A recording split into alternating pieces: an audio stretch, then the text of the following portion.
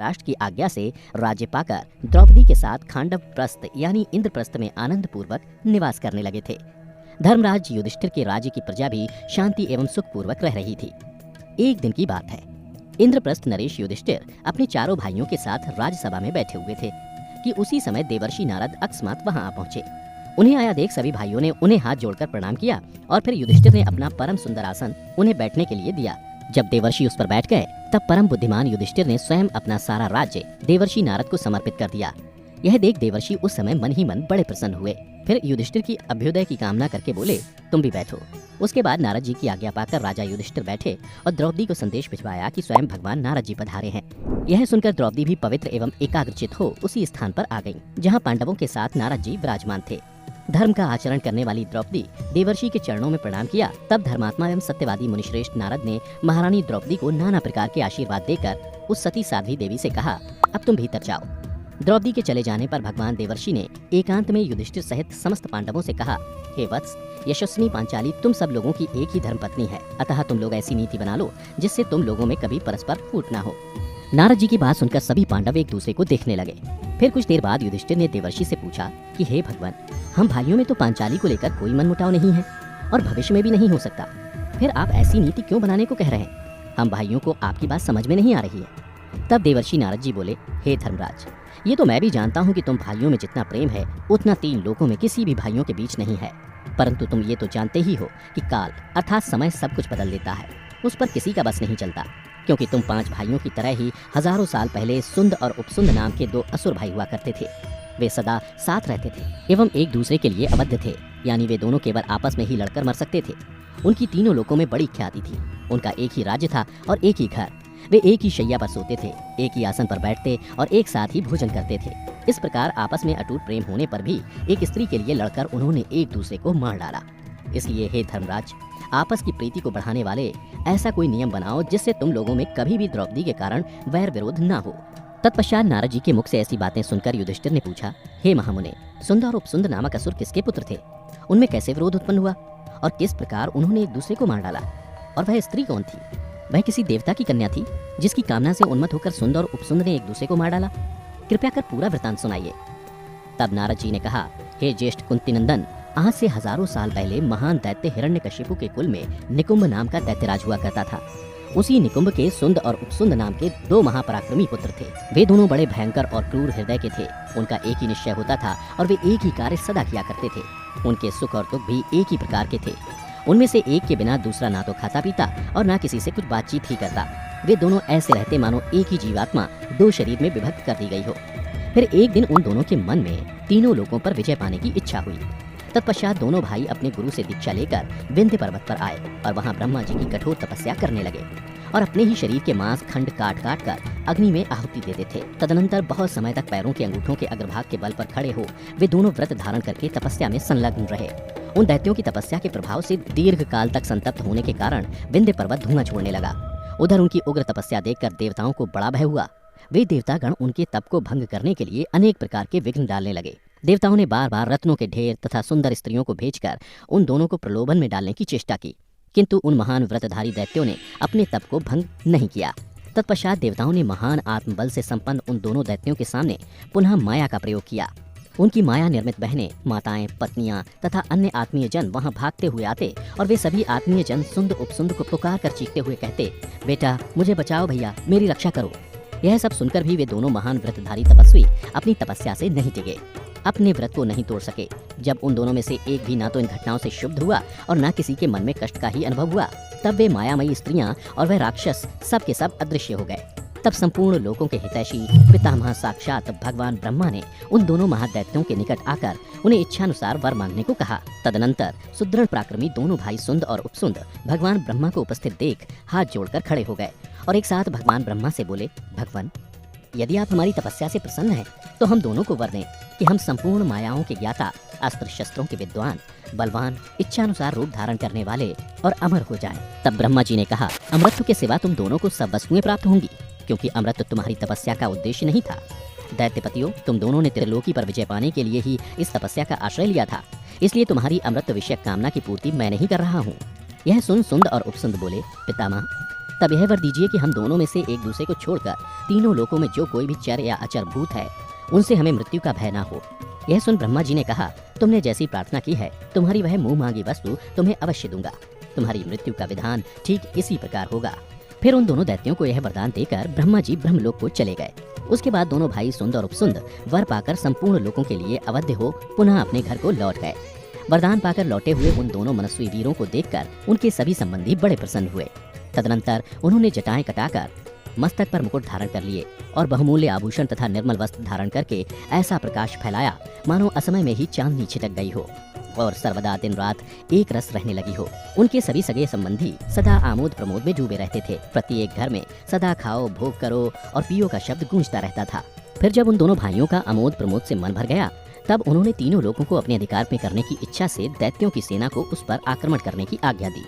युद्ध के लिए उन्मत्त रहने वाले वे दोनों दैत्य इच्छानुसार सर्वत्र जाने की शक्ति रखते थे। अतः आकाश में उछलकर पहले देवताओं के ही घरों पर जा चढ़े। उनका आगमन सुनकर और ब्रह्मा जी से मिले हुए उनके वरदान का विचार करके देवता लोग स्वर्ग छोड़कर ब्रह्मलोक चले गए। इस प्रकार इंद्रलोक पर विजय पाकर वे तीव्र पराक्रमी दैत्य यक्षों, राक्षसों तथा अन्य आकाशचारी भूतों को मारने और पीड़ा देने लगे। उन दोनों महारथियों ने भूमि के अंदर पाताल में रहने वाले नागों को जीतकर समुद्र के तट पर निवास करने वाली संपूर्ण मलेच्छ जातियों को परास्त किया। तदनंतर भयंकर शासन करने वाले वे दोनों दैत्य सारी पृथ्वी जीतने के लिए उद्यत हो गए और अपनी सेना से बोले, मेरे वीर भाइयों, इस लोक पर यज्ञादि कर्मों में लगे हुए वे सभी लोग असुरों के द्रोही हैं। इसलिए हम सबको संगठित होकर उन सबका सब प्रकार से वध कर डालना चाहिए। समुद्र के पूर्व तट पर अपने समस्त सैनिकों को ऐसा आदेश देकर मन में क्रूर संकल्प लिए वे दोनों भाई सब ओर आक्रमण करने लगे। जो लोग यज्ञ करते तथा जो ब्राह्मण आचार्य बनकर यज्ञ कराते उन सबका बलपूर्वक वध करके वे महाबली दैत्य आगे बढ़ जाते थे। उनके सैनिक शुद्धात्मा मुनियों के आश्रमों पर जाकर उनके अग्निहोत्र की सामग्री उठाकर बिना किसी डर भय के पानी में फेंक देते थे। कुछ तपस्या के धनी महात्माओं ने क्रोध में भरकर उन्हें जो शाप दिए उनके शाप भी उन दैत्यों के मिले हुए वरदान से प्रतिहत होकर उनका कुछ बिगाड़ नहीं सके। वे कभी सिंह होते, कभी बाघ बन जाते तो कभी अदृश्य हो जाते थे। इस प्रकार वे दैत्य विभिन्न उपायों द्वारा ऋषियों को ढूंढ ढूंढ कर मारने लगे। उस समय पृथ्वी पर यज्ञ और स्वाध्याय बंद हो गए। राजर्षि और ब्राह्मण नष्ट हो गए और यात्रा, विवाह आदि उत्सवों तथा यज्ञों की सर्वथा समाप्ति हो गई। सर्वत्र हाहाकार छा गया। भय का आर्तनाद सुनाई पड़ता था। पृथ्वी की ओर देखना भी भयानक प्रतीत होता था। उधर सुंदर उपसुंद का वह भयानक कर्म देखकर चंद्रमा, सूर्य, ग्रह, तारे, नक्षत्र और देवता सभी अत्यंत खिन्न हो उठे। इस प्रकार वे दोनों दैत्य अपने क्रूर कर्म द्वारा संपूर्ण दिशाओं को जीतकर शत्रुओं से रहित हो कुरुक्षेत्र में निवास करने लगे। तदनंतर संपूर्ण देवर्षि और महर्षि ब्रह्मा जी के धाम गए। वहां पहुंचकर उन्होंने ब्रह्मा जी से सुंद और उपसुंद के सारे क्रूर कर्मों का वृतांत कह सुनाया। दैत्यों ने जिस प्रकार लूटपाट की, जैसे जैसे और जिस क्रम से लोगों की हत्याएं की, वह सब समाचार पूर्ण रूप से ब्रह्मा जी को बताया। तब संपूर्ण देवताओं और महर्षियों ने भी इस बात को लेकर ब्रह्मा जी से प्रार्थना की। ब्रह्मा जी ने उन सब की बातें सुनकर 2 घड़ी तक कुछ विचार किया। फिर उन दोनों के वध के लिए कर्तव्य निश्चय विश्वकर्मा को बुलाया। विश्वकर्मा के आने पर ब्रह्मा जी ने उन्हें आज्ञा दी कि तुम एक तरुणी स्त्री के शरीर की रचना करो जो सबका मन लुभा लेने वाली हो। ब्रह्मा जी की आज्ञा को शिरोधार्य करके विश्वकर्मा ने एक दिव्य युवती का निर्माण किया। उन्होंने इस युवती के अंगों में करोड़ों रत्नों का समावेश किया और इस प्रकार रत्न राशिमय उस देव रूपिणी रमणी का निर्माण किया। विश्वकर्मा द्वारा बड़े प्रयत्न से बनाई हुई वह दिव्य युवती अपने रूप सौंदर्य के कारण तीनों लोकों की स्त्रियों में अनुपम थी।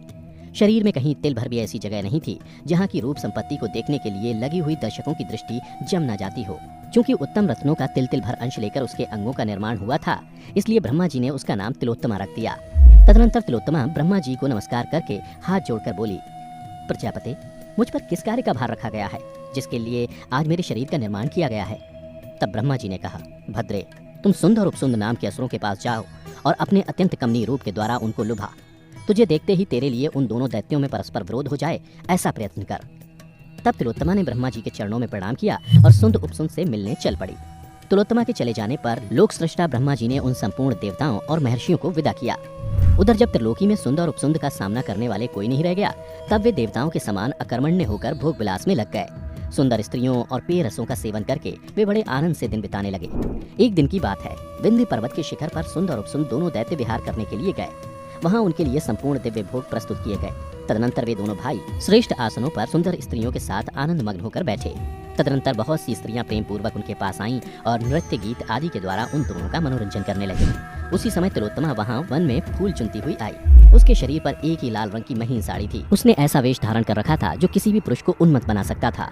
नदी के किनारे उगे हुए कनेर के फूलों का संग्रह करती हुई वह धीरे धीरे उसी स्थान की ओर गई जहाँ वे दोनों महादैत्य बैठे थे। उन दोनों ने मादक रस पी लिया था, जिससे उनके नेत्र नशे के कारण लाल हो गए थे। और जब उन दोनों की नजर तिलोत्तमा पर पड़ी तो वे दोनों दैत्य काम वेदना से व्यथित हो उठे और अपना आसन छोड़कर खड़े हो उसी स्थान पर गए जहाँ तिलोत्तमा खड़ी थी।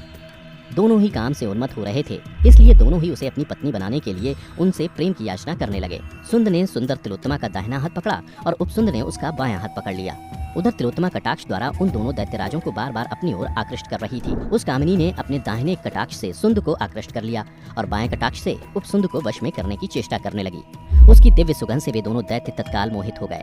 उनमें मद और काम का आवेश हो गया। फिर सुंद ने कहा, अरे यह मेरी पत्नी है, तुम्हारे लिए यह देवी माता के समान है। यह सुनकर उपसुंद बोल उठा, नहीं नहीं, यह मेरी भार्या है, तुम्हारे लिए तो ये पुत्रवधू समान है, ये तुम्हारी नहीं है, मेरी है। यही कहते कहते उन दोनों का क्रोध बढ़ गया। तिलोत्तमा के रूप से मतवाले होकर वे दोनों स्नेह और सौहार्द से शून्य हो गए। उस सुंदरी को पाने के लिए दोनों भाइयों ने हाथ में गदाएं ले लीं। दोनों ही उसके प्रति काम से मोहित हो रहे थे। पहले मैं इसे प्राप्त करूंगा तो पहले मैं, ऐसा कहते हुए दोनों एक दूसरे को मारने लगे। इस प्रकार गदाओं की चोट खाकर वे दोनों भयानक दैत्य धरती पर गिर पड़े। उनके सारे अंग खून से लथपथ हो रहे थे। ऐसा जान पड़ता था मानो आकाश से 2 सूर्य पृथ्वी पर गिर गए हों। उनके मारे जाने पर वे सब स्त्रियां वहां से भाग गईं और दैत्यों का वह सारा समुदाय विषाद और भय से कंपित होकर पाताल में चला गया। इस प्रकार एक दूसरे से प्रेम करने वाले दोनों भाइयों ने एक दूसरे को मार डाला। अतः भारतवंश शिरोमणियों, मैं तुम सब लोगों से स्नेहवश कहता हूँ कि यदि अपना भला चाहते हो तो ऐसा कुछ नियम बना लो जिससे द्रौपदी के लिए तुम सब लोगों में फूट न होने पावे और तुम भाइयों में सदा प्रेम बना रहे। फिर नारद जी के कहने पर पांडवों ने यह नियम बनाया कि हम में से प्रत्येक के घर में अग्निसुता द्रौपदी 1-1 वर्ष निवास करेगी। द्रौपदी के साथ एकांत हुए हम में से एक भाई को यदि दूसरा देख ले तो वह 12 वर्षों तक ब्रह्मचर्य पूर्वक वन में निवास करेगा। धर्म का आचरण करने वाले पांडवों द्वारा यह नियम स्वीकार कर लिए जाने पर महामुनि नारद जी प्रसन्न हो अभीष्ट स्थान को चले गए। फिर 5 पांडवों ने उम्र भर इस नियम का पालन किया और उनके बीच पहले की तरह ही प्रेम बना रहा। परंतु एक बार भूलवश अर्जुन युधिष्ठिर और द्रौपदी के कक्ष में चले गए थे, जिसका दंड उन्होंने 12 वर्ष वन में रहकर भुगता था। ये भी कथा बड़ी ही रोचक है, लेकिन ये फिर कभी। अगर आपको हमारी ये कथा पसंद आई हो तो इसे अपने तक ना रखें, बल्कि ज्यादा से ज्यादा लोगों तक शेयर करें। आज के लिए बस इतना ही, हमें दें इजाजत। वीडियो को अंत तक देखते रहने के लिए आपका बहुत बहुत शुक्रिया।